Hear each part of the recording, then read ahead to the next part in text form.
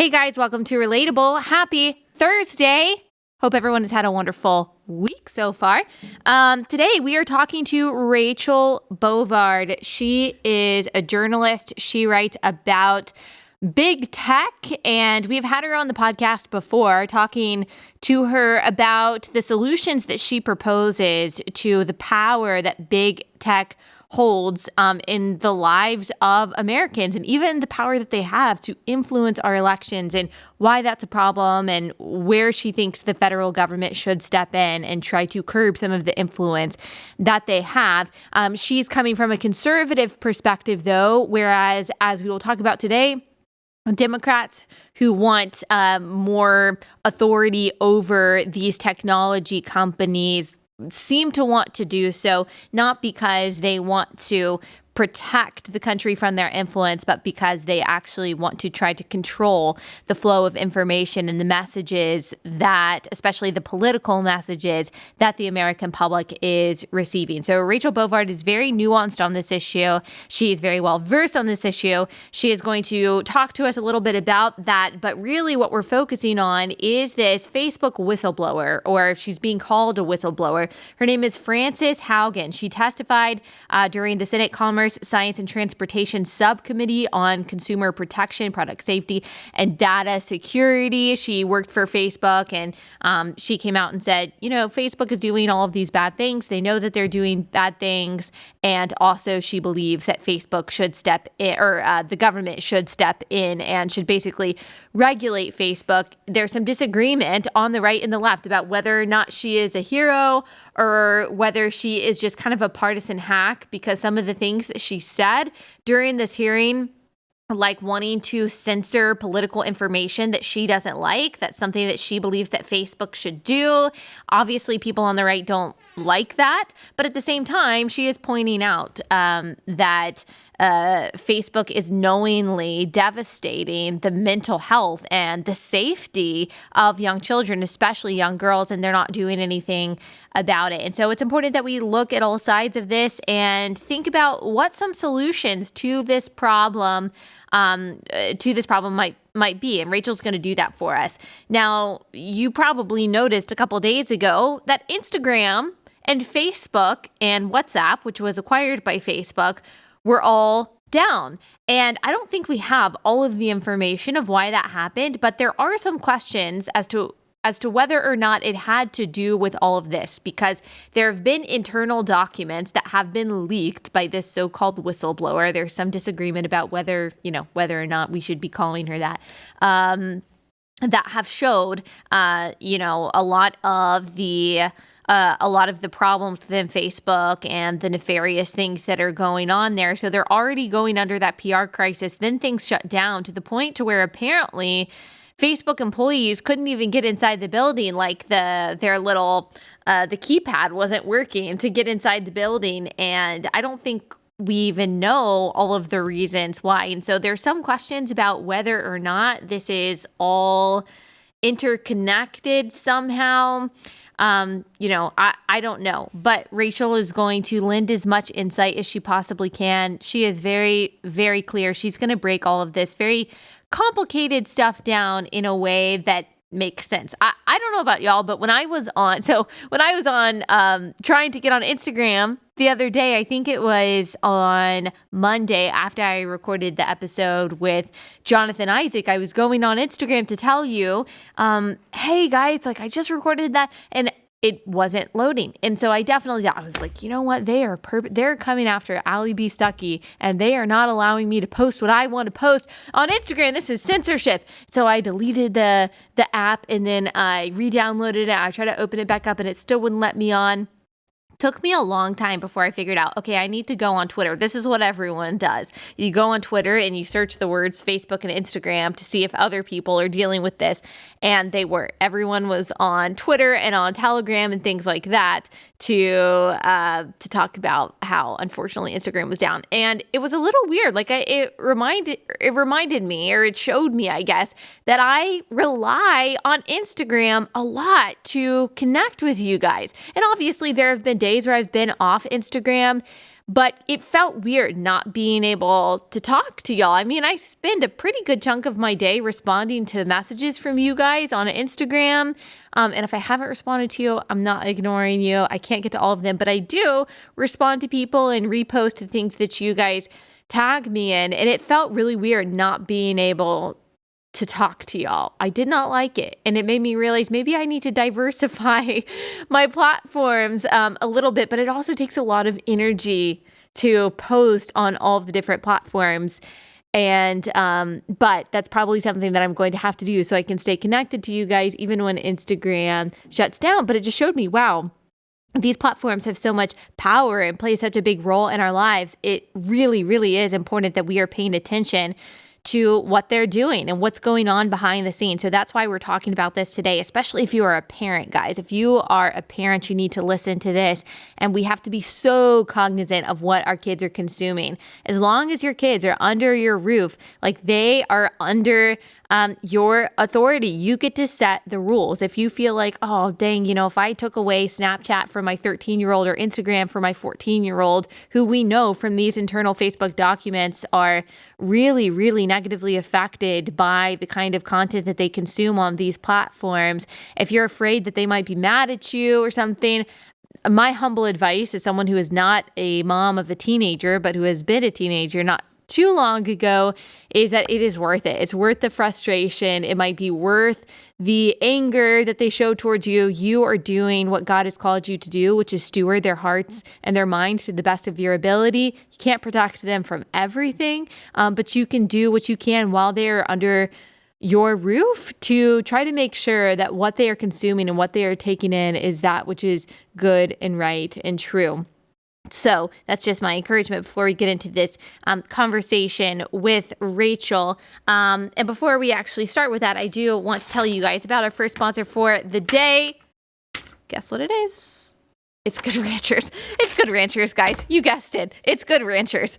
Good Ranchers is this awesome company that sends you meat to your front door. It sends you better than organic chicken. Pre-marinated, non-pre-marinated. It sends you craft beef. You can get your fillets. You can get your T-bone steaks. You can get your ground beef. We get all of those. And they ship it to our front door on dry ice. Everything is vacuum sealed, individually wrapped. We put it in our freezer, then it's good to go. That's just one less thing that we have to think about. If you subscribe, get that box of meat every month. It's like 20% off each box when you decide to subscribe, or you can just place a one-time order. That's fine too. Plus, if you use my promo code or my link, if you go to goodranchers.com/Allie, you get an extra $20 off and free express shipping, or you can just use my code Allie. All American meat. You're supporting American farms and American farmers. The people at Good Ranchers have traveled the country meeting with these people. They're guaranteeing a high quality product from these American farms. So go to goodranchers.com/Allie, goodranchers.com/Allie. Rachel, thank you so much for joining us again. Okay, I just want you to break down this whole Facebook whistleblower thing. Who is Frances Haugen? Where did she come from? What is she saying? And what should we think about all of this? Well, thanks for having me back. And yes, Frances Haugen, I suppose, burst onto the scene with a congressional hearing yesterday. But we've been reading about her findings for the last several weeks. If anyone's been following the Facebook files that the Wall Street Journal has been putting out, showing the fruits of her research, basically this trove of documents of internal research that came from Facebook showing that they know how their products harm children, specifically 13% of teenage girls tracing their suicidal ideations back to Instagram, the cartels and sex traffickers that use their platform, the fact that they know the Chinese government is using their platform to stalk Uyghur Muslims, who are they are actively trying to wipe out in China. All of this has been discussed in the Wall Street Journal, but yesterday we really saw the face of of Frances Haugen. We saw her on 60 Minutes on Sunday as well. So she's a former Facebook employee. She went to work for Facebook in 2018. So, you have to wonder, she knew what Facebook was doing at that point in time, but went to work for them anyway. And she's released these documents in an attempt, I think, to push Congress to implement some reforms. And now, if you listen to her testimony yesterday, it was disturbing to a lot of us on the right because she didn't call for, breaking up Facebook or reducing the power Facebook has. She explicitly said, no, we need a government misinformation agency. We need someone to regulate Facebook. I mean, what she was calling for was basically overt government censorship of speech, more entrenchment of these platforms to go after, January 6th insurrectionists, which we know because of definition inflation on the Democratic side, that just means any conservative who they don't like. So her proposed solutions, I think, are very suspect. But I do think the information she's provided is useful and I think could provoke investigations on, privacy, what Facebook is doing with the information about your children, and even some information about their ad practices. All of that should go to the regulating agencies for investigations. And I hope that's what does happen. Yeah, so I guess that leads to my next question. What should be the solutions then? Because we would agree that a lot of the problems that she lists are actual problems, but we don't think that the answer is necessarily the government coming in and just regulating the heck out of Facebook. And so what would you suggest we should do? So my first policy proposal has always started with the antitrust enforcement. One, because these are laws on the books, right? We don't have to create, this new regulatory structure to go after these companies. Antitrust laws are supposed to protect the free market. And I think we've done a very poor job of enforcement around the tech space.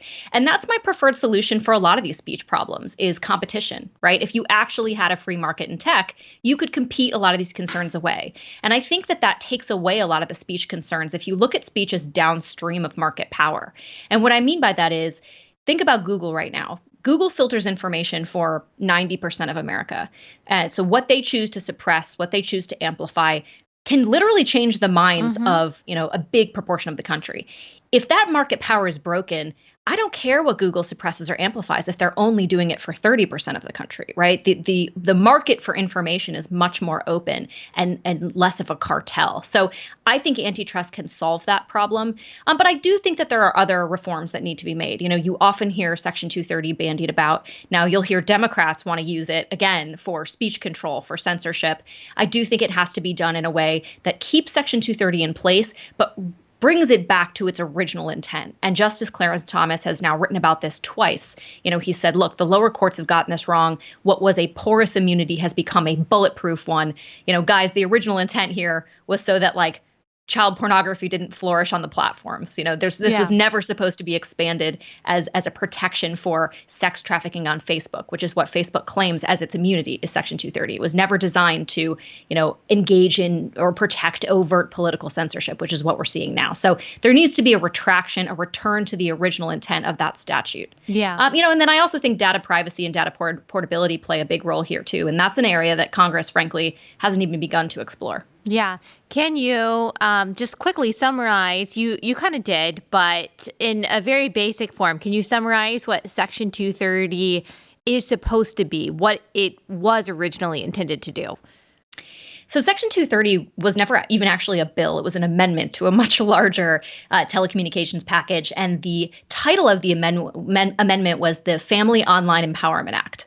It was supposed to, again, give these companies an incentive to take down sort of the smutty, violent, harassing content that nobody wanted to see. And to do that, it basically says, look, these platforms are not subject to the liability for what users post on their platform, right? They're not publishers in that regard. They can't be sued for what we say. And then it gives them a protection. It says, look, even if this is constitutionally protected speech, we want you to be able to take down, and it lists a whole host of criteria, lewd, lascivious, harassing, all this criteria. That's what it was designed to do. But unfortunately, the lower courts have just expanded it so dramatically that, again, in this Texas Supreme Court, Facebook recently argued against 3 moms who brought a case there. Their 14 and 15-year-old girls were trafficked into sex slavery on Instagram. And those moms said, hey, look, Facebook knew this and did nothing. Facebook is responsible. And Facebook said, no, we're not. Section 230 protects us. We're not responsible for this. And so that's how it's become so grossly distorted that it's protecting Facebook from even knowing sex traffickers are on their site and doing nothing about it. And so I do think that needs to be brought back to bear, because this is just unsustainable. The size and scale of these platforms makes that kind of policy unsustainable. They're protecting criminals and getting away with it.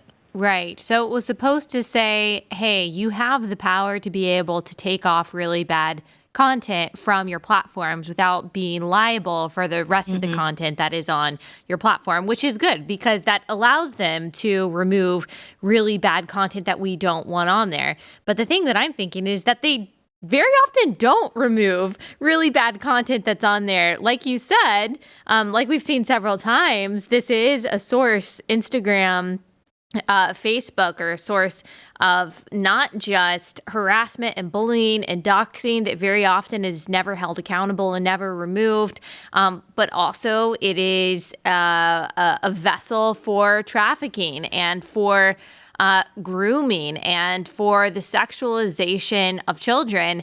And they don't seem to be using Section 230 to empower themselves to remove that kind of content. It seems like they only invoke Section 230 when they don't want responsibility to remove that content, and also when they want justification for removing, say, political content that they don't like in the name of misinformation. Is that part of the problem? That's a huge part of the problem. And I think especially when you're talking about political speech, these platforms, the reality of them now, and this was not the reality when Section 230 was passed or when Facebook began, but the reality of them now is that, Facebook and even Twitter to some extent, these are how candidates now reach their constituents or voters. This is how we saw this with President Trump, right? This is how candidates and elected officials talk to the voters, talk to potential voters. And when you remove the ability of, one party or one candidate in a primary to access that forum, that does have a political impact at this point. And that's a reality that our laws haven't grappled with yet. You even saw the RNC, the Republican National Committee, brought a lawsuit to the Federal Elections Commission after Twitter suppressed circulation of the story about Hunter Biden from the New York Post. RNC went to FEC and said, look, this is a campaign violation. This is an in-kind donation to Joe Biden, to suppress this critical story at this critical time. And even the FEC said, look, it's not, because we think Twitter's a publisher. We think Twitter's a media outlet. They weren't trying to, sway the debate in any way. They have a First Amendment right to do this. And that just flies in the face, I think, of reality at this point. But I think it speaks to the fact that our laws simply haven't caught up to what these platforms actually are right now, which is sort of key avenues of speech, political speech, commerce, information flow. When we have laws that just don't, I think, accurately reflect that reality at this point. Okay, quick break from that conversation to tell you guys about ExpressVPN. ExpressVPN protects your privacy while you're online.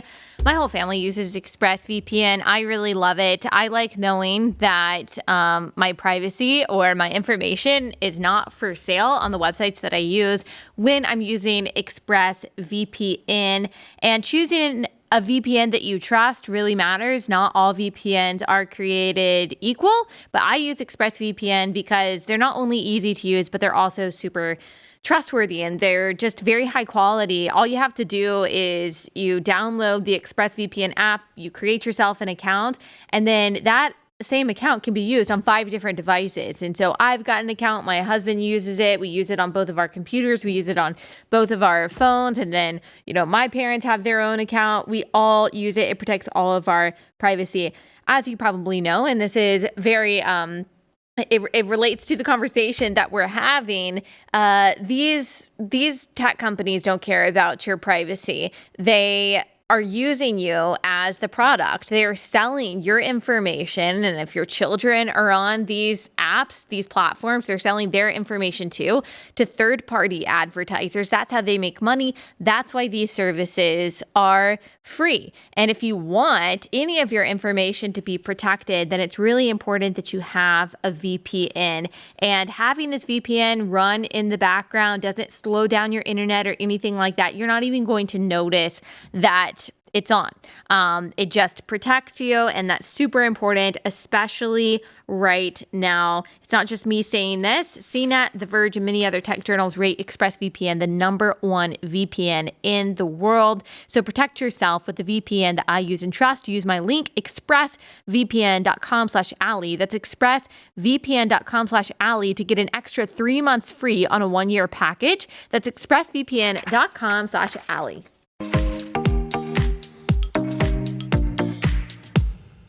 So Democrats want to regulate these social media companies in the name of trying to police misinformation, to protect the public from what they deem misinformation, which we know is probably just an Orwellian descriptor for political speech, like you said, that they don't like, opinions that they don't agree with. Do you think that they are using Haugen's testimony? And I don't want to get too conspiratorial, but do you think that this was pre-planned, that they kind of hoisted her up to bring forth all of these issues that the American public really cares about? Okay, you care about if Facebook knows that it could be helping drive young girls to the brink of suicide. It's making their body image issues worse. It's a source of trafficking and grooming for young children. Like, has she been purposely platformed by the side that wants to regulate these social media companies? Is that that just how she's being incidentally used?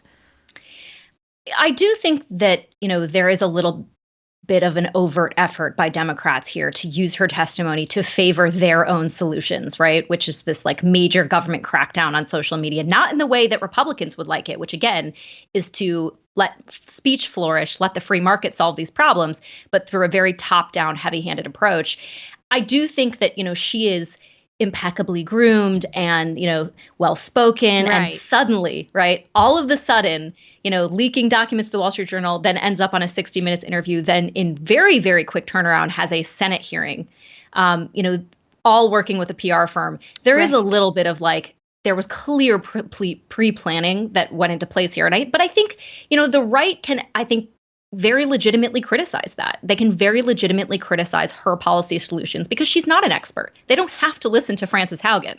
But what they should not ignore is the information she's produced, which there are some very damning indictments of what Facebook is up to. And I think if we ignore that simply because we've, discredited Frances Haugen, then, we aren't doing our job and actually saying, what are our solutions for holding Facebook accountable? Because what she's produced, exclusive of, her motivations, is still important in this debate. What do you think the motivations are for Facebook and Instagram? Obviously, Instagram is an entity of Facebook, but, Google, YouTube, and again, YouTube is an entity of Google, even Twitter, to not do more of a thorough job to protect its young users from the kind of material that we know is damaging them, not just psychologically, but also physically if they are groomed into some kind of abuse. Obviously, they make a huge effort to try to censor any information about, say, COVID therapeutics or people's opinions about masks and things like that.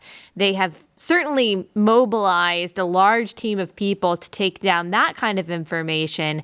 Why aren't they quite as motivated to censor the material that they know is damaging the public?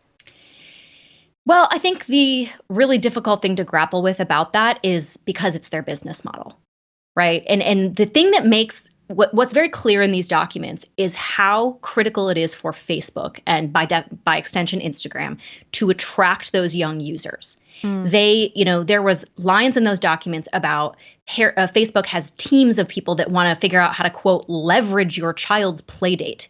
What does that for mean? More? I don't know. And I'm concerned actually about what it means. Like, I would like more information about what those teams are doing to, quote, leverage the play dates of children. But they want more clicks on Facebook Messenger, right? Because they have a Messenger for Kids app, basically, and they want to figure out how kids playing together can somehow mean more clicks and more eyeballs on Facebook, because that is their business model. The more users they can attract, the more data they can collect, feeds their very highly lucrative, highly targeted ad business, which is what funds Facebook. That's how Facebook makes money, right? And so there's far less of an incentive, I think, to police for things that could begin to put kids down a very bad track. And that's what's happening, right? We know this. And there's a lot of comparisons these days, among people who defend these companies who say, well, this is not, this is like the crusade of the 90s to get rid of video games because video games were going to make us all violent. But again, I don't think that comparison grapples with what social media really is and how ubiquitous it is. It's everywhere. Yeah. And as soon as a kid has a smartphone, they are on these apps, and it's very difficult, I think, to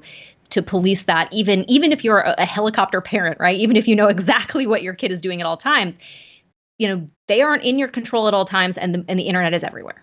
Yeah, it's certainly not the same thing. One, because, well, I would actually argue that anything that we put into our mind can have an effect on our thoughts and therefore our behavior. So that goes for video games, that goes for the things that are online. But it's even more dangerous when it comes to social media, because they're not just playing a game that is, closed. They're actually connecting to real life people that could do them harm. That I'm not on Snapchat, but the things that people send me, they screenshot like the Explore page or whatever it is that has different news stories. I mean, there are 11-year-old kids that are on Snapchat, and gosh, parents, if you're listening and your preteen is on Snapchat, change that ASAP. But the stories they have are like, different sex positions and how to have safe anal sex. And here's how to get an abortion without your parents' permission. I mean, that stuff is on Snapchat. And it's not just for, okay, if you're 18 and over, these are the kinds of stories that we'll show you. They don't care. I don't know what the intent is behind sexualizing kids that age. I don't even really want to think about it. But the fact of the matter is, it exists. And I don't think kids have the brain development to be able to filter out that kind of information. And also, they also just don't have the discernment quite yet to say, maybe I shouldn't send this kind of picture because then it's going to be spread, or maybe this person isn't trustworthy that I'm talking to. I mean, there are all kinds of problems that do obviously primarily rest on the shoulders of the parents that are helping make decisions for their kids. But you would like to think that there are at least a few parents at these companies that would sympathize with the concerns of the American public. And I don't know, it just doesn't seem like there is. Well, you have to think about it. On the right, we always prize the profit motive, right? We're like, this is what drives the economy forward. And that's true. But at these companies, they aren't distinguishing between what's good for children and just flat out consumers. They only care about the consumer. Because again, this is how they make money. This is why they are doing, you saw Instagram trying to create Instagram Kids, and this is what Facebook was doing with the full knowledge of what can happen to kids on their website. Right. They don't distinguish between child safety necessarily, and what could be a future consumer. And you see this from Google as well. I mean, there's a reason Google hands out free Chromebooks in every school it can. They want to addict your child early because that's their next generation of users. So there's always, I don't think we can trust these companies to look out for child welfare. They've proven again and again they kind of frankly don't prioritize it. Yeah. And even when they're punished for it, they barely respond by changing anything. Yep. My last question is, do you have hope that this kind of new crop of conservatives that seems to be coming up, or at least they're running for office, and some of them are already in Congress, obviously. Josh Hawley has been on this beat for a while. But then you've got people running like Blake Masters, J.D. Vance, who say that they really care about about the dominance of big tech and the effect that it's having on society. Do you have hope that there are some Congress people, hopefully some younger Congress people, who are waking up to this kind of thing? They understand the threat and that they're actually going to do something about it, at least on the right? I am encouraged, I think, not just by the sloganeering and the rhetoric, but by the fact that, people like JD Vance, is pretty sophisticated. Blake Masters actually kind of has experience in Silicon Valley. They know how these companies work. And I think that's a lot of what's missing, from the current crop of policymakers. They're just not technologically savvy. Well, Blumenthal, he oh my gosh. I'm sure you saw, he said, and I don't know if the audience saw, he said something like, will you commit to ending Finsta? And Finsta is like a slang term for a fake Instagram or like a friend Instagram. Oh gosh. So that's a huge problem. They just don't understand.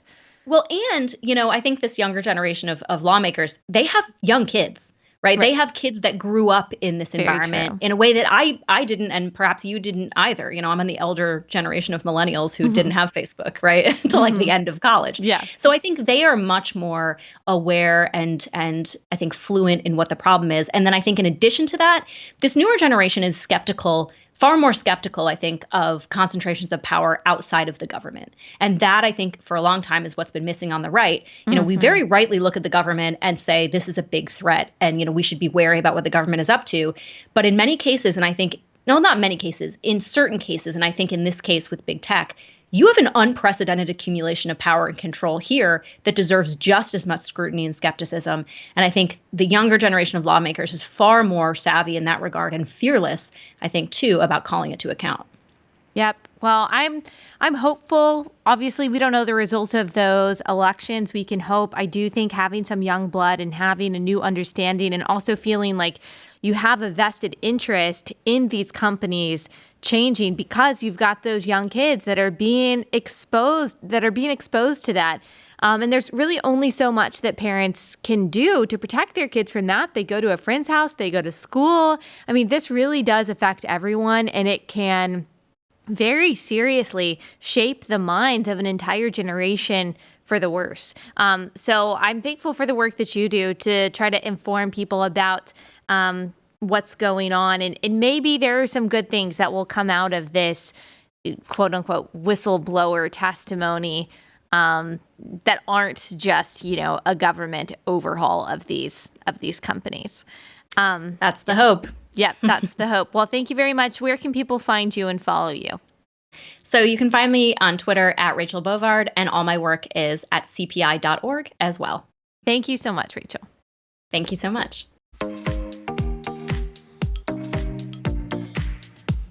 Okay, guys, hope you enjoyed that conversation. Definitely follow Rachel. She's just like a wealth of information and knowledge, especially on this subject. I've got to tell you about our last sponsor for the day, and that is Dwell. This is a really awesome service, an awesome app. It allows you to not just read the Bible on the backdrop of beautiful art, but it also allows you to listen to the Bible. So especially if you're on the go as a mom, I totally get that. Like, you don't have time every day to sit down for an hour and a half with all of your favorite commentaries in the original Greek and Hebrew and journal all of your thoughts on your Bible reading that day. That's awesome if you do that every day. Not everyone has time, but that doesn't mean that you shouldn't read the Bible that day. You can listen to the Bible on the go, and it is still it's still by the power of the Holy Spirit sanctifying you, making you wiser and grounding you in truth and reminding you in the midst of all the craziness that's going on that God is in control. The Dwell app has lots of different versions. I like ESV, but they've also got NIV, they've got KJV, they've got NASB and all that good stuff, so you can pick your favorite. And then they've got the read-along experience. So like I said, you can read the Bible while also listening at the same time. That allows you to really retain information. That can be difficult, especially if you're reading, say, I don't know, the book of Numbers, and you're trying to remember what's actually being said. Well, you can listen to it, you can read it at the same time, and it will help you do that. To get started with Dwell, go to dwellapp.io/relatable to get 10% off a yearly subscription or 33% off Dwell for life. That means 33% off is saving $50. So go to dwellapp.io/relatable, commit to scripture for the rest of this year, or better yet, the rest of your life. dwellapp.io/relatable.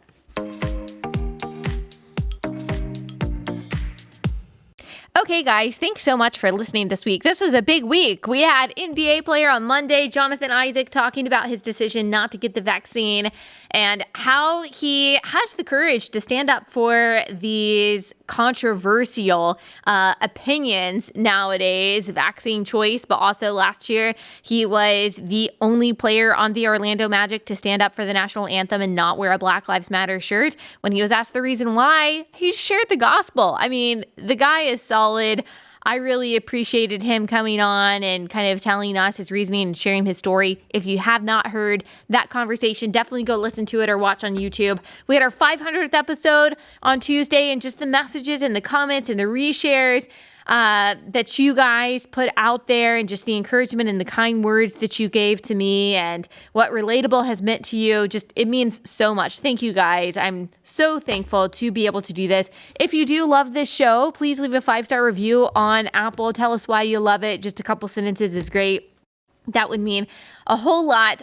Monday, we've got Christopher Rufo coming on, and he has really led the charge against critical race theory in schools. And you guys might have seen the story of the Department of Justice led by Merrick Garland, Biden's Department of Justice. They are now mobilizing the FBI against parents that they say are threatening, school board members or public school teachers. Now, of course, any threats of violence are not okay, not right. But what the fear is, and the very justified fear, is that the DOJ is going to actually be weaponized against parents who just raise their concerns, and that this is more of an intimidation tactic than anything else to try to silence justifiably concerned parents. So make sure you tune into that. That'll be a big episode. And I hope you guys have a great weekend. I will see you on Monday.